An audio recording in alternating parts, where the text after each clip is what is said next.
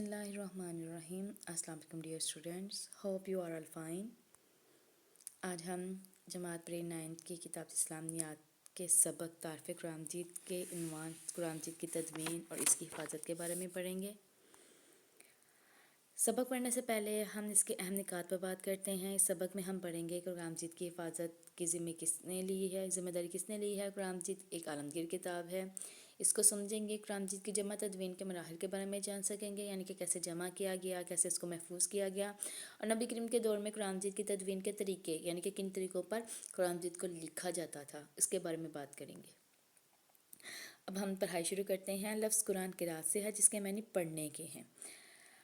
कुरान एक ऐसी किताब है जो दुनिया में सबसे ज़्यादा पढ़ी जाती है, इसलिए इसे कुरान कहा जाता है। ये अल्लाह ताला की आखिरी किताब है और आखिरी नबी हज़रत मोहम्मद सल्लल्लाहु अलैहि वसल्लम पर नाजिल हुई।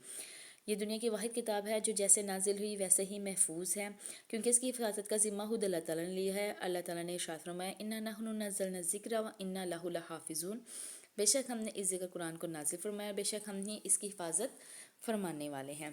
इसकी आलमगीरियत ये है कि ये आखिरत तक जितने भी मुसलमान आ रहे हैं क़यामत तक, उनके लिए रश्द व हदायत का सरचश्मा है। जिस तरह अल्लाह ताला के नबी हज़रत मोहम्मद सल्लल्लाहु अलैहि वसल्लम आखिरी नबी हैं, आपके बाद कोई नबी या कोई रसूल नहीं आएगा, आपकी रिसालत तमाम जहानों के लिए है। इसी तरह से कुरान भी तमाम बनी इंसानियत क़यामत तक आने वाले तमाम लोगों के लिए रश्द व हदायत का सरचश्मा है।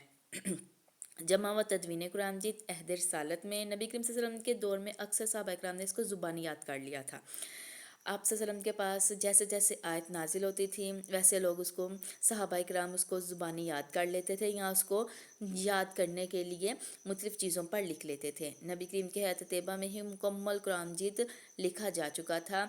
कहीं पर पत्थरों की सुलह पर लिखा हुआ मौजूद था, चमड़े पर लिखा हुआ मौजूद था, खजूर की शाख यानी कि उसकी नरम जो शाख है उस पर लिखा जाता था, ऊँट के शाने की हड्डी वो भी नरम होती है उस पर लिखवाया जाता था, जो इसी ख़ास मकसद के लिए इस्तेमाल होती थी, यानी कि उसको इसकी मकसद के लिए तैयार किया जाता था। कुरान अहद नबी में ही मुकम्मल तौर पर मुख्तलिफ़ जगहों पर लिखा हुआ और हिफ्ज़ मौजूद था। अब अहद सहाबा में नबी करीम सल्लल्लाहु अलैहि वसल्लम के दौर के बाद हज़रत अबू बकर के सदीक़ ने के दौर में दौरान खिलाफत जंग यमामा में बहुत से सैकड़ों हाफ़िज़ कुरान शहीद हुए। अल्लाह ताला की मदद से इस जंग में मुसलमानों को फ़तह तो नसीब हुई, लेकिन बहुत से जो हाफ़िज़ कुरान थे वो शहीद हो गए थे, और हज़रत अबू बकर सिद्दीक़ को ये ख़दशा लाहक हुआ कि कहीं इस तरह से जंगें होती रहीं और हाफ़िज़ कुरान शहीद होते रहे तो कहीं कुरान पाक का कोई हिस्सा ज़ाया ना हो जाए। इन्होंने हज़रत उमर फ़ारूक और दीगर सहाबा के मशवरे से कुरान को जमा यानी कि एक किताब की शक्ल देने का आगाज़ किया, और इस मकसद के लिए मशहूर कारी हज़रत ज़ैद बिन साबित का इंतखाब किया। ये नबी करीम सल्लल्लाहु अलैहि वसल्लम के दौर में वही की किताबत यानी कि वही को लिखने का भी फ़रीज़ा अंजाम देते रहे थे। अब इन्होंने अपनी सरबराही में एक कमेटी कायम की, और अपनी कमेटी की इंतहाई मेहनत से इन्होंने कुरान को एक किताब की सूरत में यानी एक मसहफ़ की सूरत में जमा किया। पहले ये नुस्खा हज़रत अबू बकर सिद्दीक़ के पास था, उनकी वफ़ात के बाद हज़रत उमर फ़ारूक के पास आया, और हज़रत उमर फ़ारूक की वफ़ात के बाद उनकी बेटी हज़रत हफ्सा के पास मुंतकिल हुआ। अब जैसे ही हज़रत उस्मान का दौर शुरू हुआ तो बहुत से लोगों ने मुख्तलिफ़ क़रातों और लहजों में कुरान पाक की तिलावत करना शुरू कर दी, जिसमें कुरान पाक में इख्तिलाफ़ पैदा होना शुरू हो गया। तो हज़रत उस्मान गनी ने क्या किया, हज़रत उस्मान गनी ने हज़रत हफ्सा का वो नुस्खा मंगवाया, इसकी मुख्तलिफ़ नकलें तैयार करवा के मुख्तलिफ़ सूबों को भिजवा दी और तमाम मुसलमानों को एक किरात पर मुत्तहिद किया।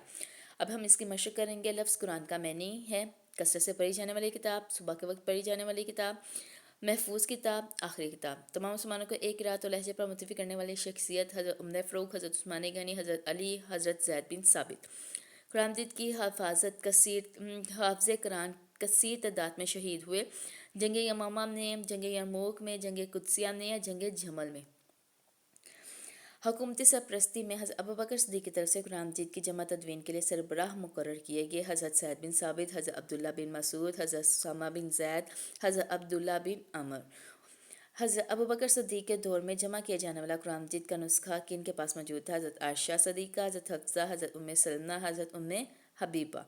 कुरान के मुख्तलिफ़ सवालात जो मुख्तसर हैं उनको अपनी कॉपी पर लिख कर लेकर आने हैं। कुरान की मुख्तसर तारफ़ लिखना है। कुरान मजीद एक आलमगीर किताब है, इसकी वजाहत करनी है। हज़रत उस्मान ने तमाम मुसलमानों को एक रात पर किस तरह से मुत्तहिद किया था, यानी किस तरीके से उन्होंने तमाम मुसलमानों को एक ही रात पर मुत्तहिद किया था।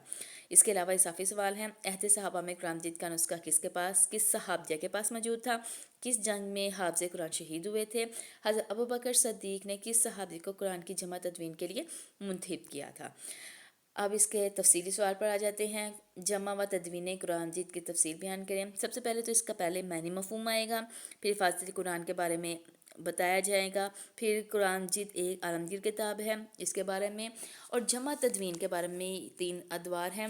अहद रिसालत यानी कि नबी करीम का दौर, अहद सहाबा उसमें पहले हज़रत अबू बकर सिद्दीक़ का दौर आता है, फिर हज़रत उस्मान गनी का दौर आता है। इसको अच्छी तरह से आपने लिखना है, इन पॉइंट्स को जहन में रखना है और उसके मुताबिक आपने सवाल को लिख कर लेकर आना है। ये काम आपकी कॉपी पर चेक किया जाएगा। इसके साथ ही सबक का अख्ताम हुआ जाता है। अल्लाह हाफ़िज़।